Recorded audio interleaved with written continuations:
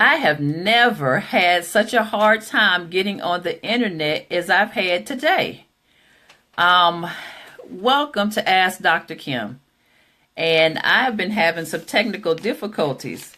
And the hard thing about for our area, you can't even fire your internet provider because there's only one.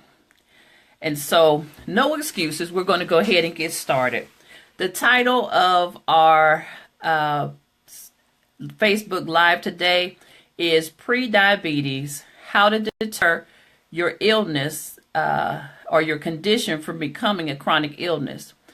I asked people for the last 2 or 3 weeks, could they send me some questions about their health care? I'll give you a little bit of background about me. First of all, I've been in healthcare medical field for at least 28 years. And although I do primary care, behavioral health, and addiction medicine, my passion is preventive medicine, which is how to avoid chronic illnesses and process from stealing your quality of life. What I want you to do right now, before I go any further, I'm going to share this, and I would encourage you to share with some of the people that you know could use this information.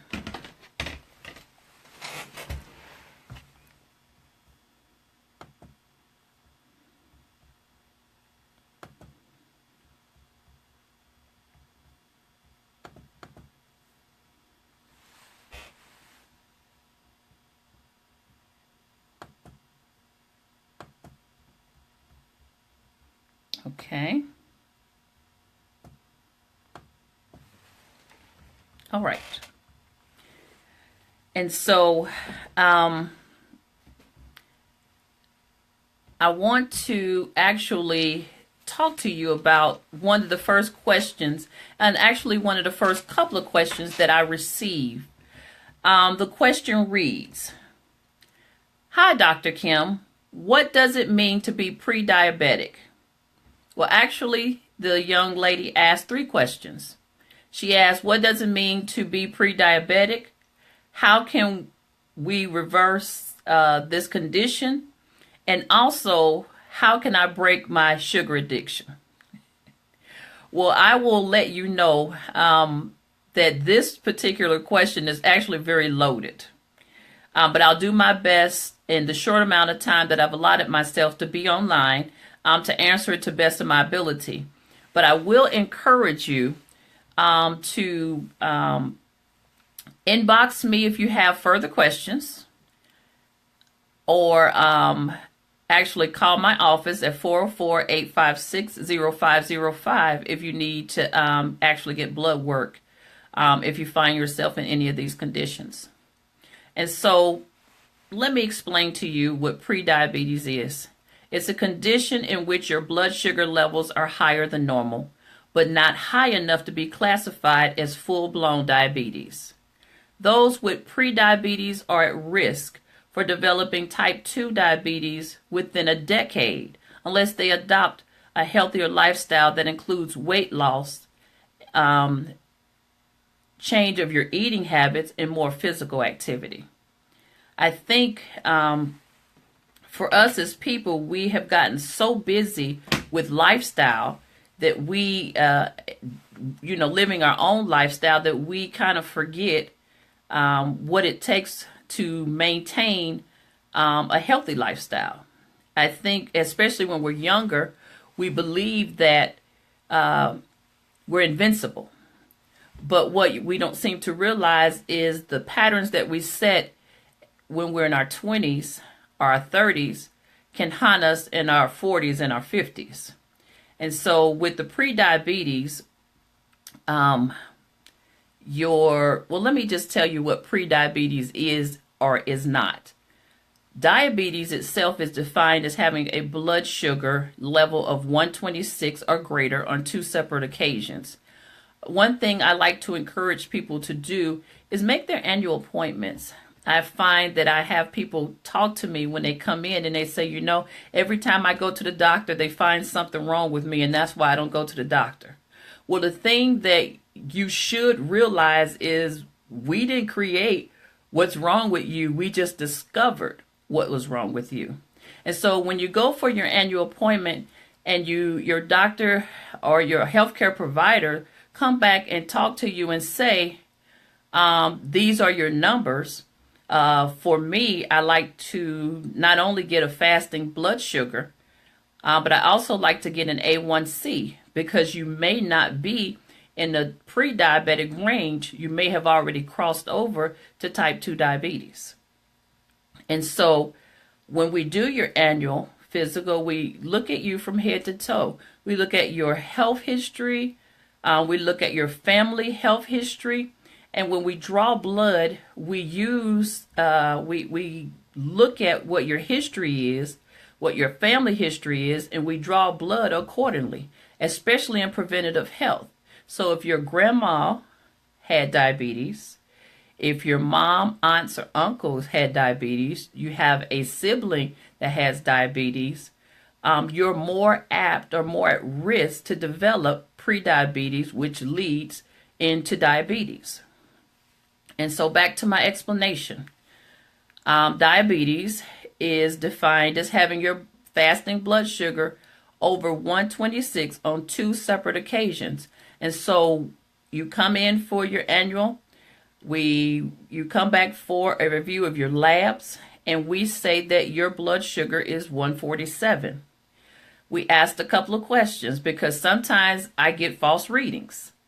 And so I'll ask you, when you come in, I look at this 147 and I'll say, did you really not eat breakfast that morning? And so what you need to be doing is telling us the truth, because we make our diagnosis based on what we see. And so if you're not truthful with your healthcare provider, it could lead us to have false positives, and do something that may not be good for your body. So please be truthful with your healthcare provider. And so we require at least 8 to 12 hours fasting. And I say fasting, food and drink, but I always encourage for my patients to drink water, especially before they come in for a blood draw. Water is not going to add any sugar, of course, unless it's lemonade or anything with the water, but it's not going to add or it's not going to contaminate. I'll say that it's not going to contaminate the blood draw that we do. And so the other thing I do, as I said, is an A1C. And so I want to make sure you're not just pre-diabetic, because sometimes we can look at your blood sugar numbers and they be normal. They could be 96. And so 96, of course, is under 100, but it might be just 96 for that day. And then I draw your A1C, and your A1C is 7.5. And so that actually is a diagnosis of diabetes rather than pre-diabetes. And so in general, people who have a fasting blood sugar between 100 and 125 range are actually defined as having an impaired fasting glucose level. If your provider wants to repeat the labs, I have a lot of resistance when I tell people they have abnormal labs and they don't understand why. I want to make sure that there's no mistakes being made as far as us giving you a diagnosis. And so if I get an abnormal blood sugar, like I said, 147, I want to repeat it to make sure that we're giving you the proper diagnosis and we give you the proper treatment or the proper care plan for what we find in your blood work. I have someone here helping me read the fine print. Do we have any questions so far? Okay, no problem. What I would like for you all to do, those who are watching, hello Latrice, hello Cynthia, hello Barbara, please share it with your networks. I believe that information and knowledge is power. And a lot of times, I deal a lot in the Christian world. I deal a lot in the healthcare professional world. I deal a lot in the behavioral health world. And some of the last things on our list is our healthcare. And so please share with your followers and encourage them to understand and know that their quality of health counts. You can't have endurance. You can't have a good quality of life if your body's being torn down from the inside out. Okay. So back, I'll get up my soapbox. And so what we used to do in the past is we used to do an oral glucose tolerance level. And at 2 hours, we do a baseline glucose blood draw. And then 2 hours later, we draw your blood glucose again. And if your blood glucose ran between 140 and 199, we said that you would had impaired glucose tolerance. But now we have better methods, and we also use the A1C in the new guidelines, 6.5 and over, to diagnose you with diabetes. And so, mind you, normal readings for your A1C is less than 5.7. And so when we come to a 5.7 to a 6.4, we can diagnose you with a condition called prediabetes. And so I will say this and a lot of people want to know, well, do I find myself in that category? Well, if you get annual physicals, you should make sure that you notify your healthcare provider that I want to make sure that I get a fasting blood sugar and an A1C so I can see, especially if you are high risk. What do I mean by high risk? Those who should be screened for prediabetes or diabetes include people who are overweight and people who have one or more risk factors. You don't exercise. I'm guilty.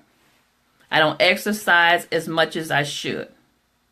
We, as adults, 18 to 65, should be exercising 3 times a week, 30 to 45 minutes each section. We ought to make sure that we have cardiovascular exercises and muscle strengthening. It takes muscle to burn fat. It takes a high metabolism to burn fat.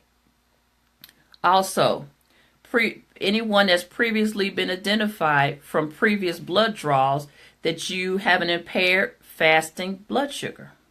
And so let's say last year when your health care provider